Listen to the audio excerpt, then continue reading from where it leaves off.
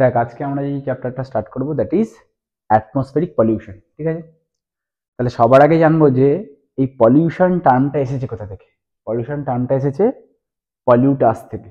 পলিউটাস means to make unclean.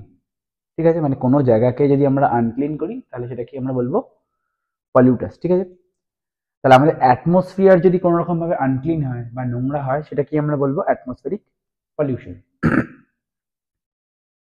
এবার দেখ, atmospheric pollution দুটো কারণের জন্য হতে পারে।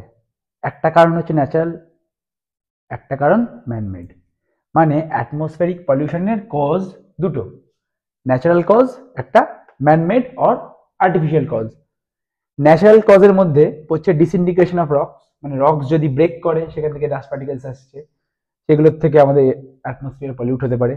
ভলকানিক ইরাপশনের সময় আমাদের অ্যাটমসফিয়ার পলিউট হতে পারে। রেসপিরেশনের সময় আমাদের অ্যাটমসফিয়ার পলিউটেড হয়। লাইটনিং ডিসচার্জের সময় বা ঠান্ডা স্টর্মের সময় আমাদের অ্যাটমসফিয়ার পলিউটেড হয়। বাট এগুলো সবকটা ন্যাচারাল কজেস। এবার ম্যানমেড কজেস গুলো কি কি, আর আর্টিফিশিয়াল কজেস? একটা ইনসেকটিসাইডস, আমরা এগ্রিকালচার পারপাসে যে ইনসেকটিসাইড ইউজ করি, দ্যাট মিনস ইনসেক্টসদের ডিস্ট্রয় করার জন্য যে কেমিক্যালগুলো ইউজ করি সেগুলো অ্যাটমসফিয়ারকে পলিউট করে। শুধু যে ইনসেকটিসাইড তা নয়, আমরা যদি কেমিক্যাল ফার্টিলাইজার ইউজ করি সেগুলোও কিন্তু আমাদের অ্যাটমসফিয়ারকে পলিউট করছে। নেক্সট, অটোমোবাইল এক্সস্ট, অটোমোবাইল থেকে যে গ্যাসগুলো রিলিজ হচ্ছে সেগুলো আমাদের অ্যাটমসফিয়ারকে পলিউট করছে। নেক্সট ম্যানমেড কজের মধ্যে কি পড়ছে? Incomplete combustion of petrol.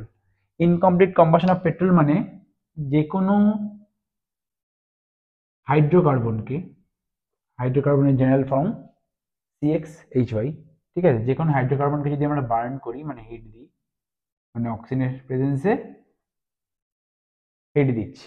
Burn করা মানে হচ্ছে অক্সিজেনের সঙ্গে রিঅ্যাক্ট করা। ঠিক আছে, যে কোনো হাইড্রোকার্বনকে যখন অক্সিজেনের প্রেজেন্সে হিট দিয়ে বার্ন করছি তখন কার্বন ডাই অক্সাইড ফর্ম হয় অ্যান্ড ওয়াটার ফর্ম হয়। কিন্তু যদি ইনকমপ্লিট কম্বাশন হয়, ইনকমপ্লিট কম্বাশন মানে যদি অক্সিজেনের ডেফিসিয়েন্সিতে আমরা এই হাইড্রোকার্বনকে বার্ন করি তাহলে কার্বন ডাই অক্সাইডের জায়গায় কি ফর্ম হয়? Carbon monoxide, which is more dangerous or more harmful. Carbon ডাই অক্সাইডের থেকে কার্বন মনোঅক্সাইড বেশি হার্মফুল।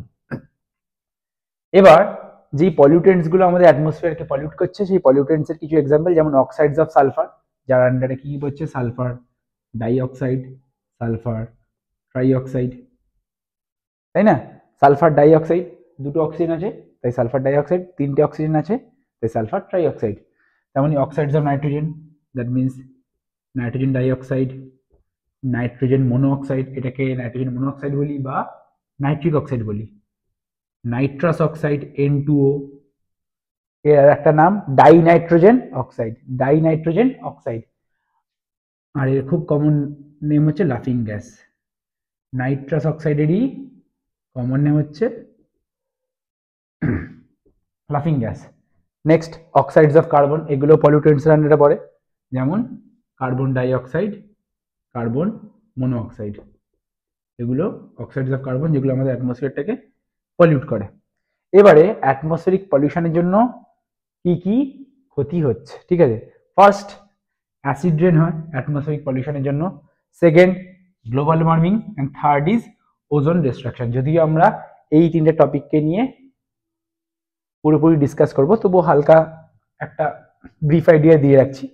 অ্যাসিড রেন মানে যখন বৃষ্টি পড়ছে, বৃষ্টির জলের সঙ্গে যদি অ্যাসিড পড়ে, পার্টিকুলার কতগুলো অ্যাসিড, যেমন sulphuric acid H2SO4, sulphurous acid H2SO3, nitric acid HNO3, and nitrous acid HNO2। ঠিক আছে, এই অ্যাসিডসগুলো sulphuric acid, sulphurous acid, nitric acid আর নাইট্রাস অ্যাসিড, এই অ্যাসিডগুলো যখন বৃষ্টির জলের সঙ্গে নেমে আসবে তখন সেটাকে বলবো acid rain. Next, global warming. Atmospheric পলিউশনের জন্য কিন্তু আর্থের temperature day by day increase করছে। ডে বাই ডে মিনস হয়তো এক বছরের পরে হয়তো অ্যাভারেজ টেম্পারেচার আমরা দেখতে পাবো আর্থের ইনক্রিজ করছে। ডে বাই ডে যে আর্থের টেম্পারেচার ইনক্রিজ করছে এটাকে বলবো global warming. Next, ozone destruction বা ওজোন লেয়ার ডিপ্লিশন। আমাদের আর্থের সারাউন্ডিং এ একটা ওজোন গ্যাসের লেয়ার আছে, সেই ওজোন গ্যাসের লেয়ারটা আস্তে আস্তে পাতলা হতে থাকছে। এই পাতলা হওয়ার কারণগুলো হচ্ছে CFC, chlorofluorocarbon, nitrous oxide N2O, যেটাকে আমরা লাফিং গ্যাস বলি। এই গ্যাসগুলোর জন্য কিন্তু আমাদের ওজোন লেয়ারটা পাতলা হচ্ছে, ঠিক আছে। ওজোন লেয়ার পাতলা হওয়াতে আমাদের ক্ষতি কি হচ্ছে, কারণ ওজোন লেয়ারটা কি করতো বা কি করে জেনারেলি, যেহেতু ওটা একটা আর্থের সারাউন্ডিং একটা ব্ল্যাঙ্কেটের মতন লেয়ার ফর্ম করে রেখেছে, তাই আর্থ থেকে যে হার্মফুল ইউভি রেজ গুলো আসছে, ওজোন লেয়ার সেগুলোকে আর্থে ঢুকতে প্রিভেন্ট করে।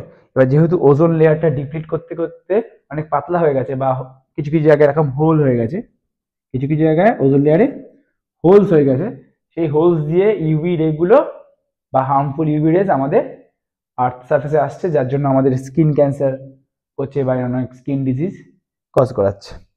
তা এইটা গেল আমাদের অ্যাটমসফিয়ারিক পলিউশনের একটা ব্রিফ আইডিয়া। আমরা এই তিনটে টপিকের ওপর নেক্সট ভিডিওগুলো বেশি করে ফোকাস করবো।